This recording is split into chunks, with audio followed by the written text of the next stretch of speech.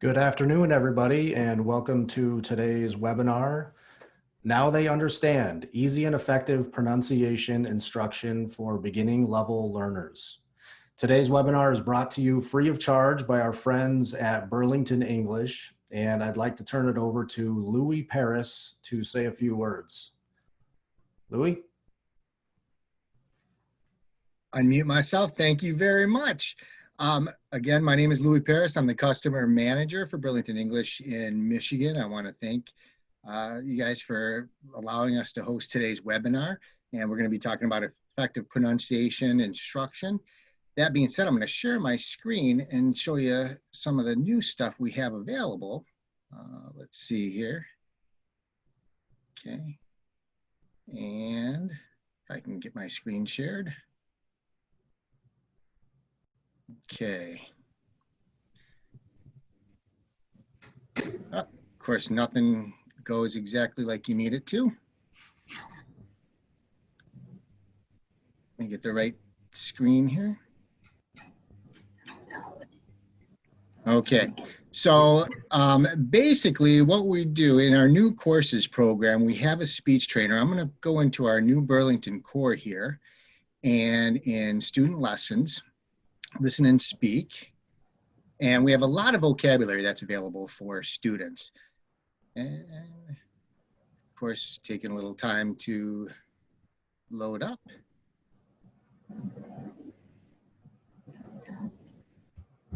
And we'll get there eventually, folks.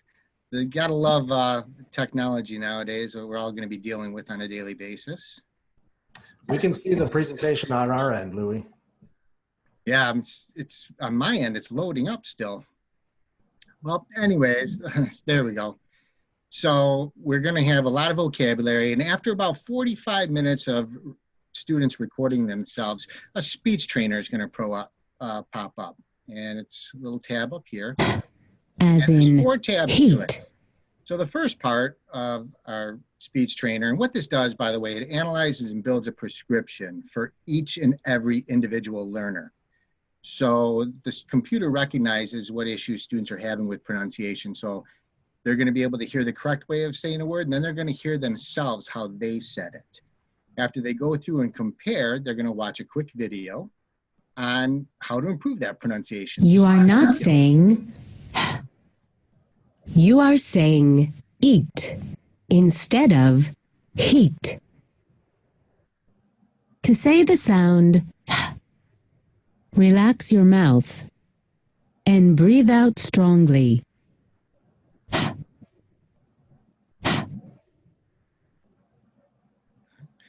So after they watch the video, then they're going to have 2 tabs of exercises. The first one, a listening exercise, the correct way of hearing the pronunciation, and then they'll get some practice in where they can do some more recording. And there's 10 tabs in each one. So after they complete this particular exercise, then it's basically gone. It disappears and until the next pronunciation issue pops up. So it's something we're very excited about. It's been a part of Burlington English for a very, very long time. So again, I didn't want to take up all your time today. What I will tell you folks is if you ever have any issues, please, please, please contact us. I have 40 of my colleagues across the United States. We'll be more than happy to help you out. And again, we're just excited to be a part of this. Thank you very much. And with that, quick and easy, I'll turn this back over and stop sharing my screen. And there we go. Thank you so much, Louis. We appreciate it. And we appreciate Burlington English partnership as well. Thank you. I'm going to introduce our presenter today. She is Andrea Eckelberger. She's the ESL training coordinator at the Minnesota Literacy Council, where she conducts professional development trainings and develops resources for teachers and ESL volunteer tutors throughout Minnesota and the surrounding states. Before becoming a professional trainer, Andrea spent 10 years working with refugees and immigrants from around the world in St. Paul, Minnesota. She also served as an English language fellow for 2 years in Phnom Penh, Cambodia.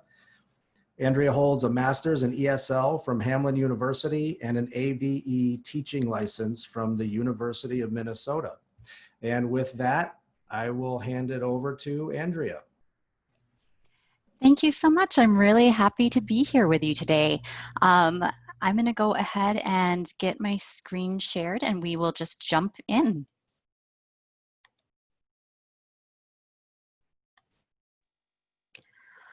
All right, so I'm sharing my screen. I'm going to pull up the chat.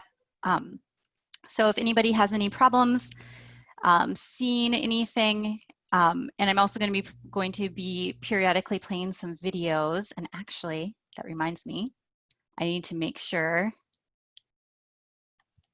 that I have the correct option selected for sound.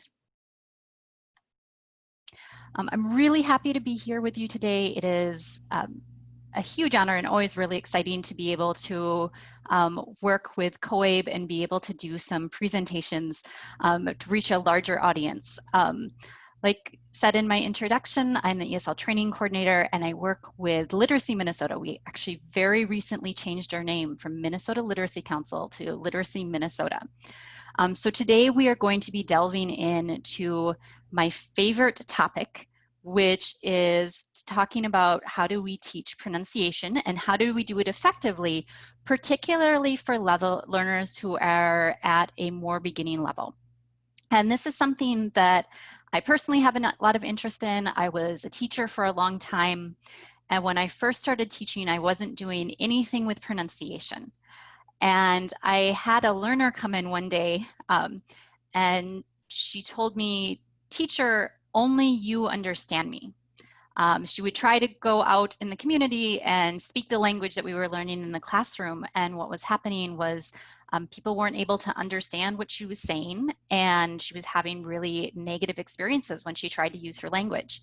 And at that point, I realized that I had been making a choice for my learners about what their pronunciation was going to sound like, and that the fact that I wasn't prioritizing it was making it more difficult for them.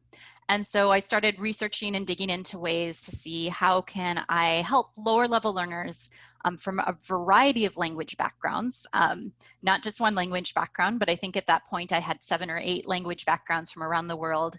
How can I help everybody become more comfortable with pronunciation and be easier for people to understand so that they have a better experience?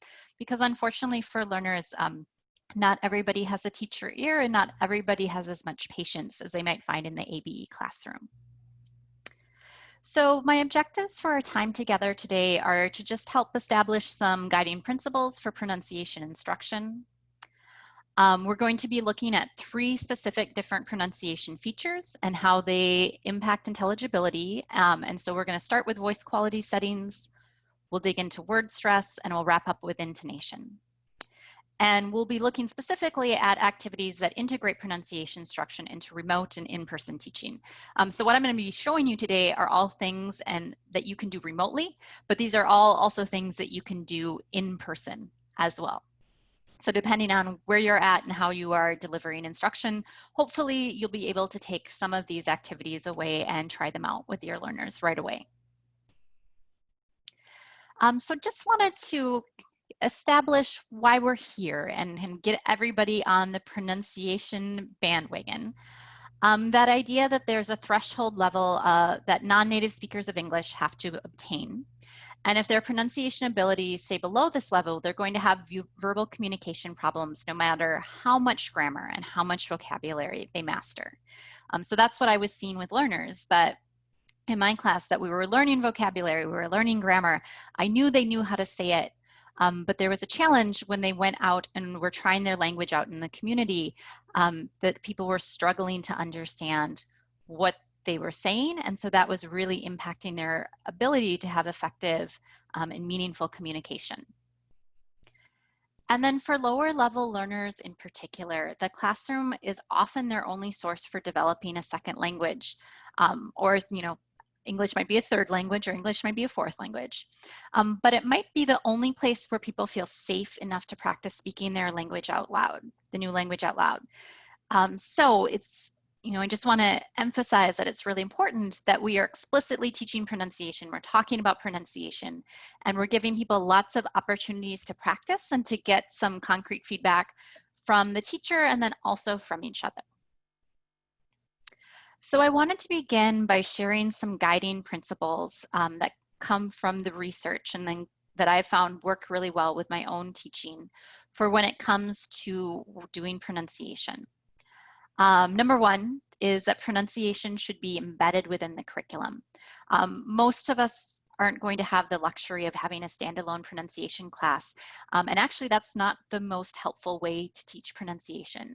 It's a lot more effective when we are doing pronunciation instruction based on the language that is arising in the curriculum. And it's just a part of everyday lessons as opposed to something special set aside.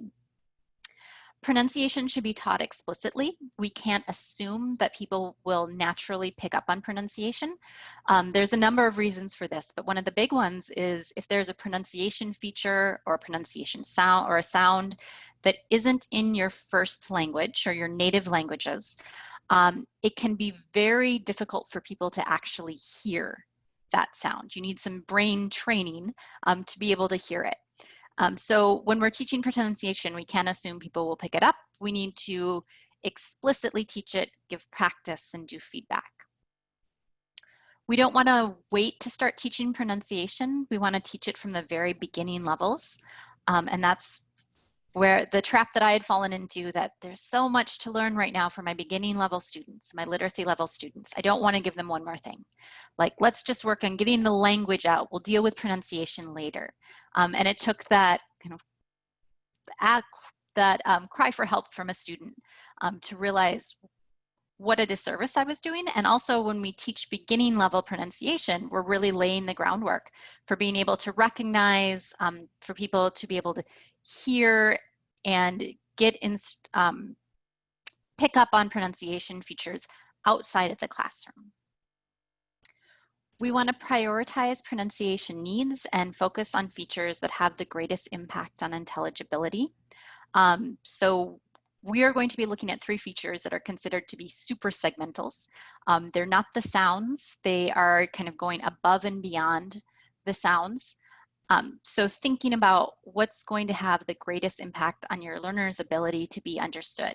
And depending on who you're teaching and what's going on with their pronunciation, that might be working on some specific sounds, but it's probably also going to be digging into some of the bigger pieces, those super segmentals. And then the final principle is the idea that we want to focus on intelligibility, not on accent reduction. There is nothing wrong with having an accent. We don't want to get rid of people's accents. And we don't want learners to feel that that should be what they're striving towards, because it's very difficult.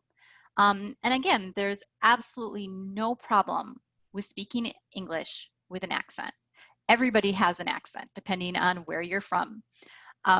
So what we want to do is be thinking about what are ways that we can make it easier for people to be understood.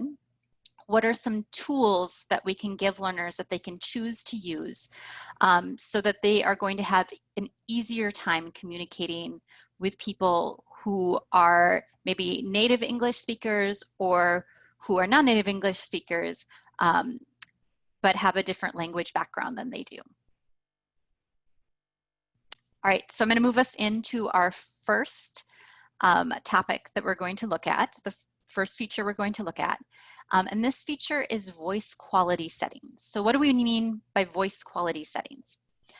So voice quality settings are the long-term postures of the larynx, pharynx, tongue, velopharyngeal system, and the lips, as well as the long-term laryngeal configurations. I think I pronounced those right.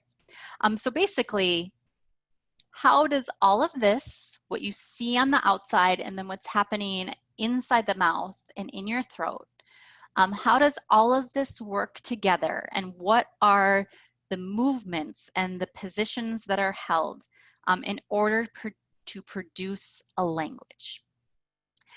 And why should we be thinking about voice quality settings? Why is this something that I would encourage people to focus on when it comes to pronunciation? So there has been a lot of research that says, well, if an adult language learner can be taught the features of English that characterize its voice quality settings, then their pronunciation of those individual sounds of segmentals should improve as a result. In other words, if you're not moving your mouth in the way to make a specific sound, it's very, very hard to produce that sound. Another really nice thing about voice quality settings is that it's all about movement. So it's very hands-on. And so that feedback that can happen with voice quality settings instruction, particularly when we're thinking about lower level learners, can be a lot more easy for them to understand, to dig into, to grasp, than giving verbal feedback.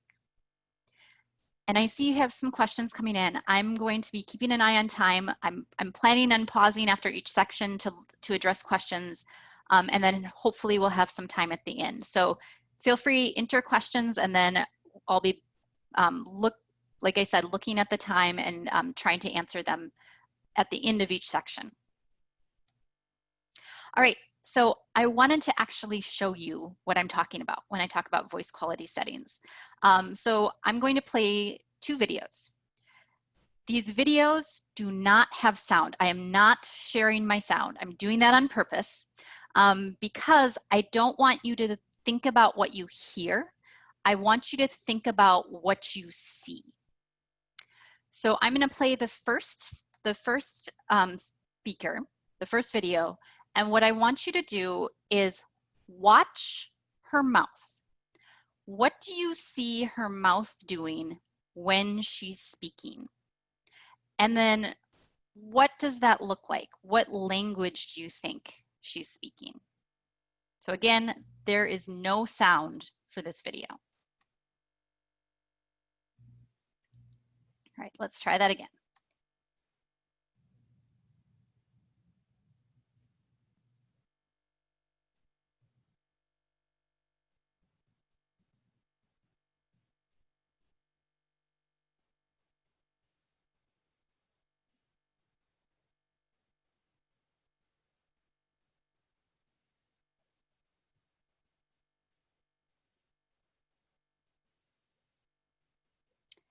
All right, so I'm going to go ahead, open the chat, and just wondering if people want to type in, what did you see her mouth doing when she was talking? And so if you type into the chat, then I will go ahead and read some responses out loud. So I'm seeing singing, enunciating, maybe Spanish, wide open vowels, a lot of movement in the lips. Yep. Yep. Lips touching, maybe French, Spanish, open mouth, mouth opening and closing, lips touching. Someone says, I think I saw a TH, a lot of movement at the lips. Okay. All right, so she was speaking English. She's a native English speaker. She is also a theater major, which I think might, as people are noticing that she maybe looks like she's singing. Lots of lip movement, but she was speaking English. Yeah, she probably has some voice training. So what we saw are some of those typical characteristics that generally make up English speaking. And again, I'm saying typical because it's not going to be quite the same for everybody, depending on where in the country you come from. But in general, to make the sounds in English, we have a lot of lip movement happening. So if you can see me, you can probably see that my lips are moving. Just thinking of our vowels from A, E, O, U. You know, we go from all the way back here to all the way here. There tends to be an open jaw where our teeth don't touch very much.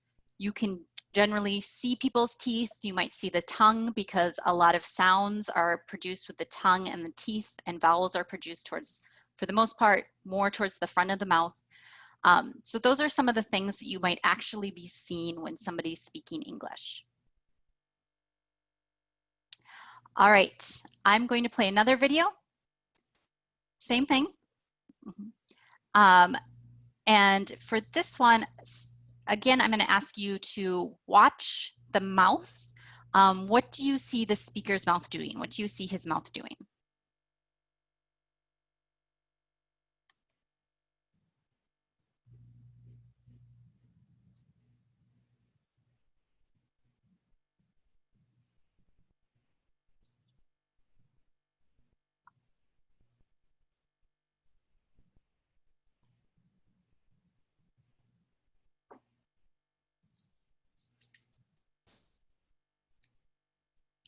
All right, so I'm seeing very little movement, more movement in the throat, not open as wide, limited jaw movement. Doesn't seem like there's a lot of enunciation, maybe more action happening in the back of the throat, closed mouth, spread lips. So the language that the speaker is speaking in the video was English. He was speaking English, but he is a native Korean speaker. So what we saw happening is something that is just very common when somebody is learning a new language, is that you use the voice quality settings from your first language and you speak your new language using the same movements. And that can make it hard for people to understand exactly what you're saying. It can make it difficult to produce specific sounds.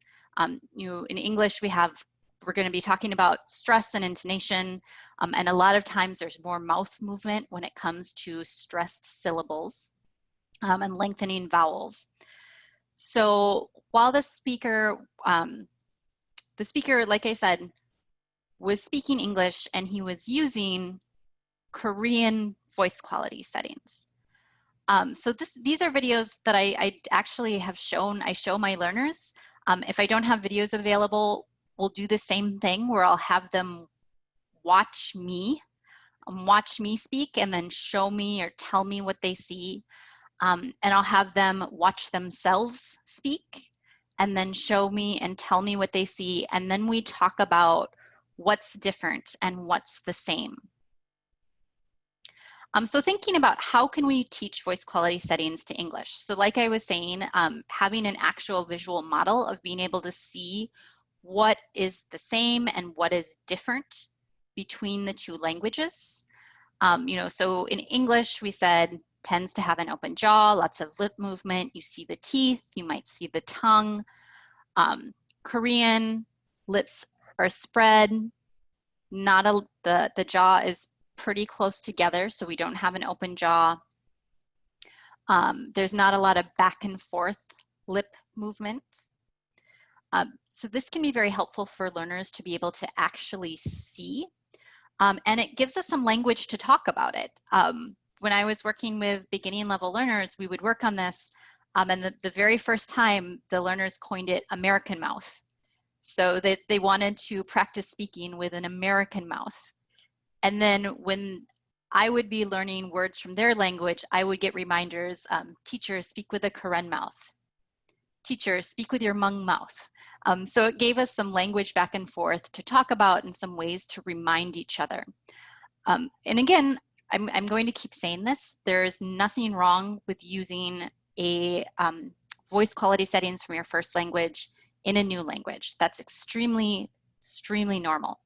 But what we can do is draw some attention to that and then show learners and give learners chances to practice using the voice quality settings from the target language, so in this case, English, to see if it makes it easier for them to produce the sounds that they want and makes it easier for them to articulate and to enunciate and make it easier for people to listening to them to understand. All right. So what are some ways that we can be teaching this? When I was teaching in person, we used a lot of mirrors. So we'd use mirrors to give people a chance, little handheld mirrors that I bought at the dollar store, to give people a chance to actually see what was happening with their mouth when they were speaking a first language and to watch me. And what I found is that this is so great and easy to do now that I am doing WhatsApp tutoring over the phone, if you're doing any sort of video tutoring over the phone. So my poor husband has been just posing for lots of pictures with me as I am trying to demonstrate what it looks like to be doing pronunciation instruction over the phone. But something we can do when it comes to teaching is using a fluent English speaker to model mouth movements.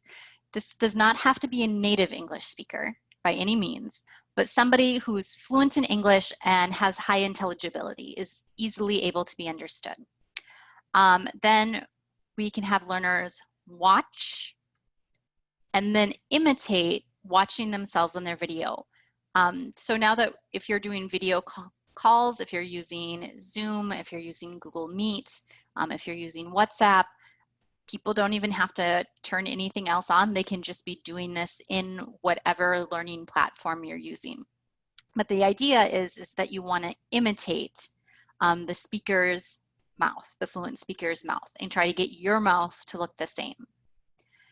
And then a great way to practice and get some immediate feedback is to be doing some lip reading and practice words that you pull out from that week's or that day's lesson. Have them watch the teacher make the mouth movements, and then practice making the mouth movements and saying them themselves. And then you can have learners take turns mouthing the words, and then they can give each other feedback on whether or not they're able to read their lips. So let's practice. Let's just do days of the week. So we have Sunday, Monday, Tuesday, Wednesday, Thursday, Friday, Saturday. I will mouth the day, and then I want you to type in the chat box, just like you could do with students, what day you just saw me say.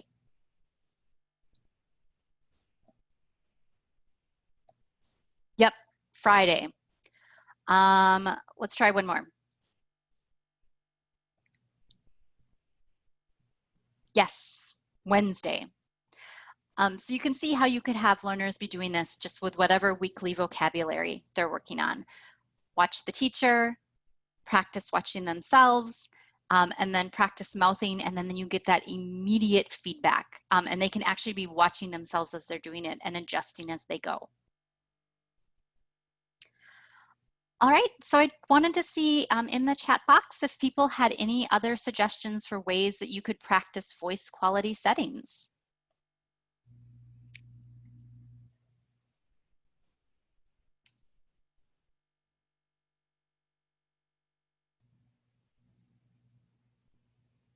Yeah, those final S. Use a Kleenex to show the aspiration. In Minneapolis, we have a lot of people who are native Somali speakers, and that B versus P, the ba and pa, are a big challenge. So Kleenex is great. Good videos recommend for videos you can take back to the classroom. For example, for Zoom, these videos were taken from the, what is it? Pronunciation for Success, the two videos that I showed, but if you just look on YouTube, you can find anyone who is a clear speaker, and particularly public speakers tend to really kind of enunciate, and you can really watch the mouth movements. Hands on their face and throat to feel vibration, cameras on selfie mode, doing rhyming words. Yep, I'm hearing strip of paper. Singing, yep, because you kind of exaggerate when you're singing.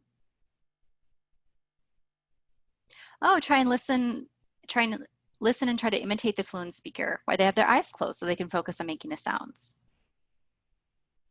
And I see someone having a mirror to examine pronunciation, laugh and can't continue. I just kept doing it. We did it every day, and I'd say by week 2, the novelty had worn off and people were doing it. I mean, I did have to ask one student to put away her tweezers because she was plucking her eyebrows using the mirror. But for the most part, once we got over kind of the initial awkwardness, people became really comfortable. I just had to keep doing it. Yeah, color vowel chart in poems. All right. I'm gonna go ahead and move us on. Oh, and I see phone and video to record their practice. This was something back in the day, I would say, go home and practice speaking and lock yourself in the bathroom and practice speaking in the mirror. Now a great way to do this would be to have people just use their phone, video themselves, and then they could go back and watch themselves and watch their voice, their mouth movements.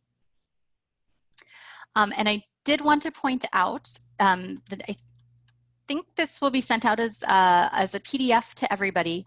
And so in this, I have been embedded some links. And there is a link to where you can watch me teaching a voice quality setting lesson to a class of non-native English speakers, and it's a very multi-level classroom. And we're doing some of the activities that I'm talking about doing if you want to see what does this actually look like in a classroom. All right, so we're gonna move on to our next one, which is talking about word stress. So what is word stress? For words that have 2 or more syllables, one syllable is more important than the other syllables in the word, so it receives more stress. We're talking about lower level learners, so I'm really, for myself, I just focused on primary stress. I didn't worry about secondary stress. We just worried about the most stressed syllable. So compared to the other ones, the sound of that, the vowel sound of that syllable is going to sound a little bit louder, a little bit longer, and at a higher pitch. Maybe all combined or maybe just 1 or 2. So some examples, we have computer, government, environment, participation, behavior, resume. Why is word stress important? Well, great news for teachers is that it's very important when it comes to people being able to understand, and it's also highly teachable. So they say there's a maximum overlap of communicative importance and teachability. English speakers tend to store words according to stress patterns. So if the stress pattern is wrong, the listener will search for words in the wrong category. So that word stress, lexical stress, can actually override and be more important to the listener than the actual sounds, than the segmental sounds, and can cause false word recognition. So for people who are native fluent English speakers who use word stress, when we learn new words, we store words by patterns. Unconsciously, our brains are storing word by patterns. So if somebody says a word and the word stress is off, the first place we look for it is based on the stress pattern that we hear, and that is in the wrong place. Then we have to kind of consciously think, what are the sounds, actual sounds of the word? What does that word? So there was a great study that was done on it where they had people who are non-native English speakers read words, mark down how they stressed them, how they were pronounced, and then they had people who were native English speakers listen and write down the words that they heard. So like for the word suitable, it was pronounced suitable, and the listener heard the level. Written was pronounced written, and people heard retain. Normally was pronounced normally, and people heard no money. So you can see how people can hear something completely different if the stress pattern is off. And so I want to just share a quick video that emphasizes this. This one, there is sound. So I am resharing my screen with sound. I'm just going to play the first minute of this so that you can see why word stress is important.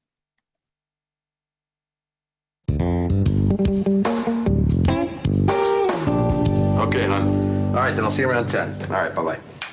Listen, Carrie's not gonna make it home for dinner, so I'm gonna order us some pizza. From where? From Sal's. Sal's, have you lost your mind? Okay, not Sal's. Then from where? Little neighborhood joint called Domino's.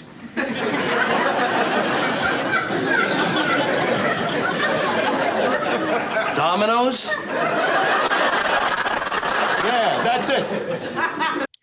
So just a quick fun example, but you can hear how even though you might be saying all of the sounds in a word correctly, when the word stress is misplaced, it sounds like a totally different word. So what are some things that we can do to teach word stress to English learners?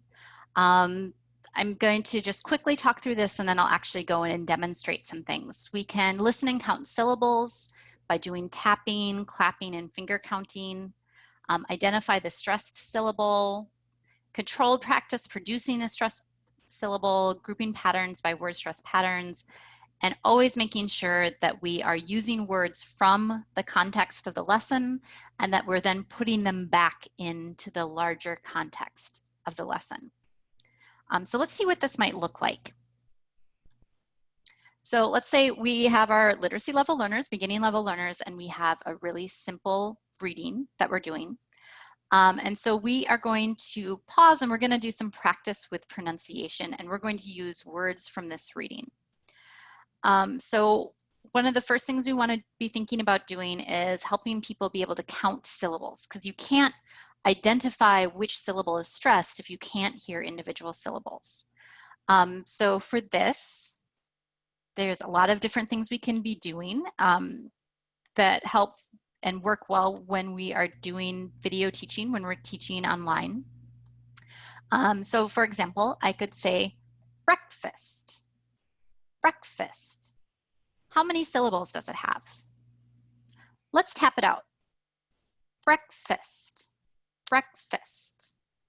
It has 2 syllables. What about tomatoes, tomatoes? Tomatoes, tomatoes. 3 syllables.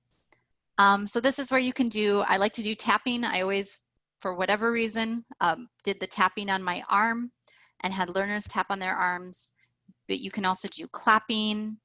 I know some people will do kind of finger counting, like tomatoes, tomatoes, spaghetti, spaghetti. So those are some ways that you can help people be able to count the syllables. Then once people can count the syllables, they need to be able to identify which one is stressed. So here's where I would do some things like, let's see, pineapple, pineapple. Which syllable is stressed? Which syllable is strong? And then you can have people tell you 1, 2, or 3. And I see people are typing in the chat. Chat is a great way to be able to do it, or just even holding up fingers to show. And then you can practice producing it using your hand to indicate that it's stressed. Pineapple, pineapple. What about sambusa? Sambusa. Which one is stressed? 1, 2, or 3? Yeah, we've got 2. Sambusa, sambusa. Another way that you can have people show the stress and count the syllables, that's a nice visual. I'm going to see if I tilt my camera down, is you can use counters. So I think we only have 3 syllables. So I could say, all right, peppers, peppers. How many syllables? Okay, there are 2. And then which one is stressed? Peppers. Okay, so I'm going to do this for what works for me, what I can see. So it might be backwards for you. But I'm going to show peppers, peppers. I'm going to raise the first one. Peppers, peppers. What about if we have spaghetti, spaghetti? Oh, we need to bring back a third one. spaghetti, spaghetti. Which one is stressed? 2. So I'm going to raise that one. Spaghetti, spaghetti. So this is a great way that you can have learners kind of do the whole package where they can show how many syllables there are. They can then be indicating which one's stressed, and then they can be doing some controlled practice that gets in a visual and a kinesthetic element as they are tapping and saying it. All right, that was the first time I've demonstrated this in a presentation, so I'm glad people were able to see it. Another thing that you can do, and this is, I do most of my teaching in Zoom, so using the annotate tool. Vegetables, vegetables. I am not great at drawing circles, but you can get the idea. Vegetables. We have large, small, small, large, small, small. Vegetables, vegetables.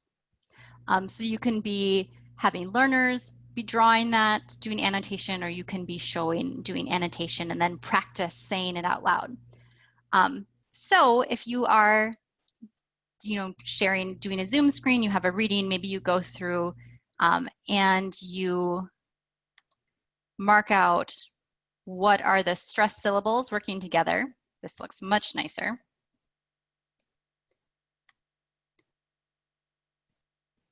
Tomatoes, tomatoes. And then you can practice reading through them. And one thing that is really, really, I found was kind of an added bonus. If you have learners who tend to do epenthesis, where they add an extra syllable either onto the beginning, in the middle, or at the end, like Somali learners, the word fruit is often pronounced fruity. So they'll add an extra syllable and an extra vowel sound at the end. When we're doing this, you can practice that fruit, fruit. It's only one syllable.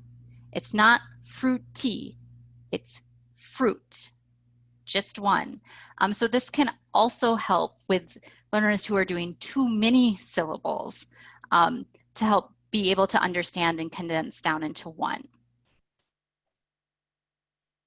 And then I see a question. I teach how people actually say the word, and you may not have noticed this, but I'm from Minnesota. So I definitely do recordings of people local. I teach the way that I say it. Teaching someone how to say something perfectly, I think it's more important that they say it in a way that is going to be the most immediate for communicating with their neighbors and the people around them out in the community. All right.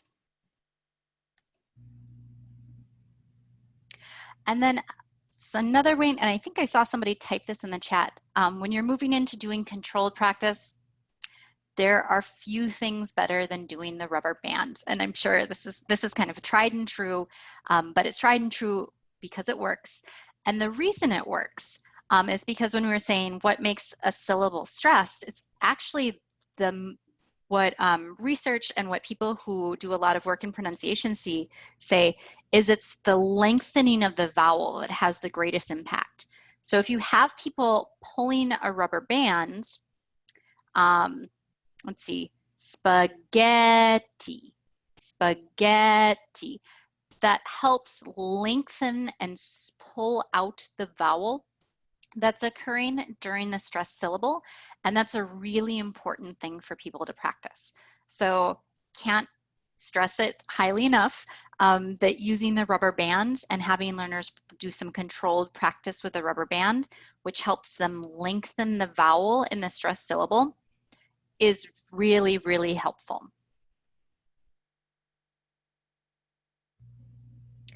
All right.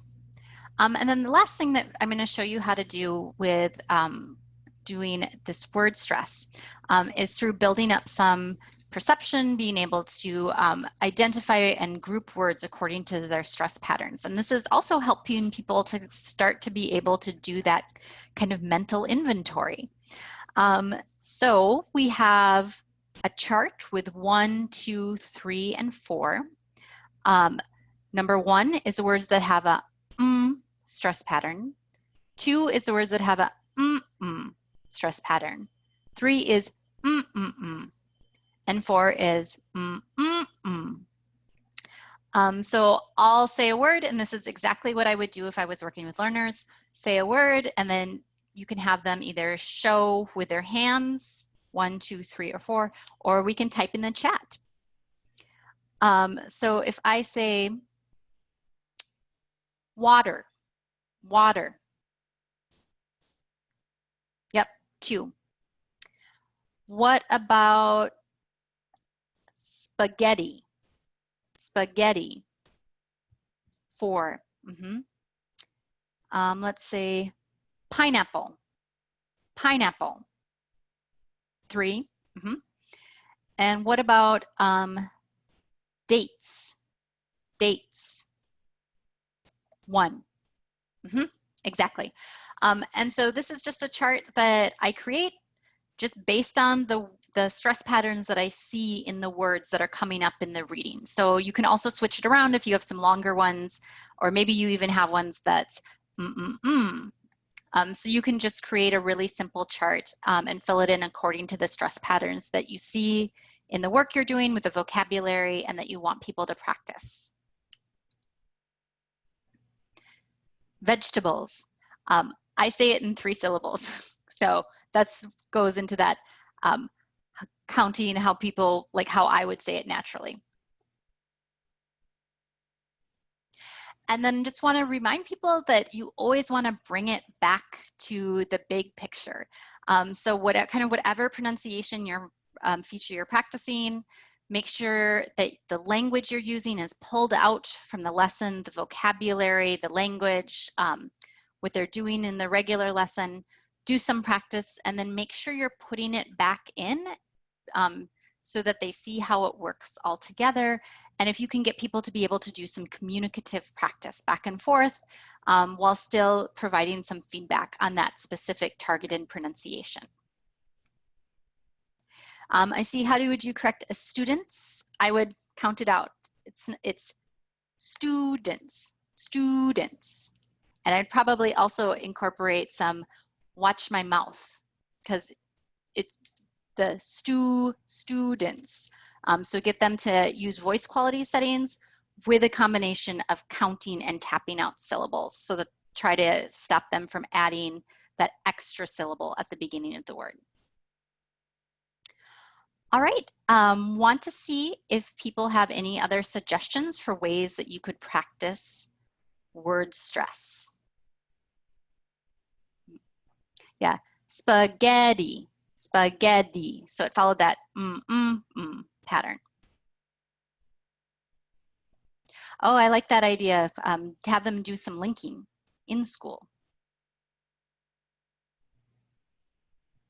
Have the students smile when they speak.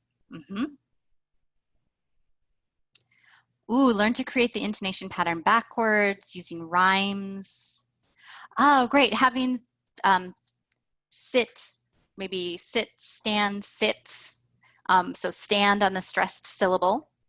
Take steps, big and small steps. Great. Cut the words apart. Clap it loud and soft. Punch their arm.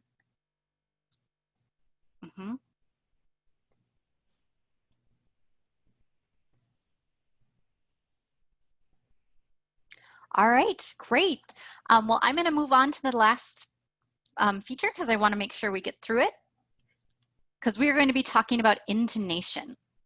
So what is intonation? It's the pattern or melody of pitch changes in connected speech. We can think about it as how we say things rather than what we say. It's the music of speech. So what does intonation actually do? It can be used to emphasize or draw attention to certain words. Is my order ready?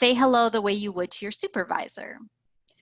And then you can play around with it, have some fun, and then talk about how do we change our voice depending on the situation. Another easy intonation activity that you can do with lower level students is just practicing falling versus rising intonation. So having taking simple statements or questions out of the reading and then practicing turning them into questions or into statements. So, you like chicken. You like chicken? He is fine. He is fine. She has 3 children. She has 3 children. So doing some practice with that. And then finally, humming or using kazoos. So I'm going to play a little bit of this clip. This was shared with me by Colleen Myers, who is an amazing world-class expert in pronunciation. She worked at the University of Minnesota, and she is the person who actually originally created those videos in the Pronunciation for Success series. All right. Whoop. Here we go. So, like this, stop doing what? Stop doing what? And you can hear it here.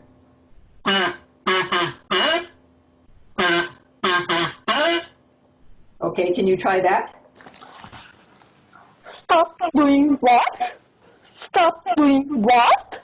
Stop doing what? That's perfect. And now, falling. Stop doing that. Stop doing that.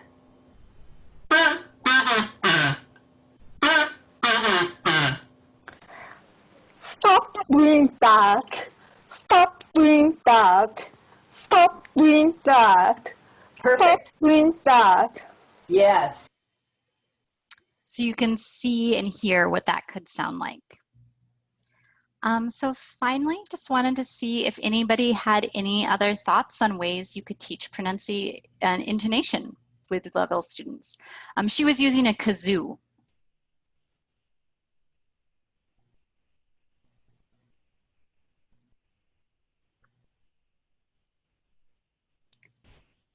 All right, songs, chants, using hands to show the rising or falling intonation.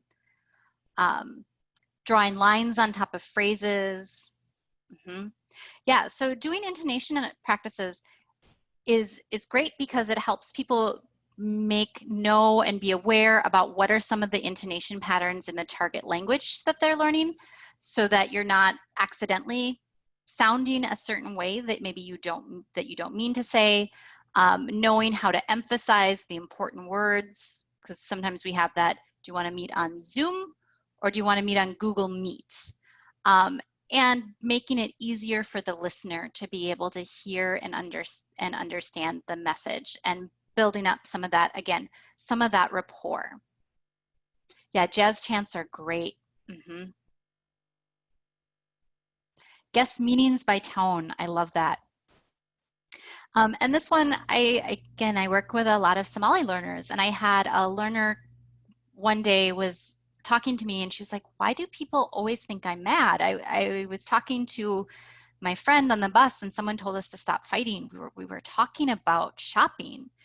And can realize that in Somali, there's that equal stress on each syllable.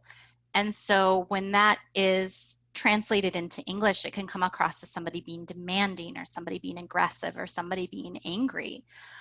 So I did a lot of work with learners where, if you're going to go up and ask for help for somebody, if you say, can you help me? And have that rising intonation, how it just kind of immediately changes the perception and changes the tone of the interaction.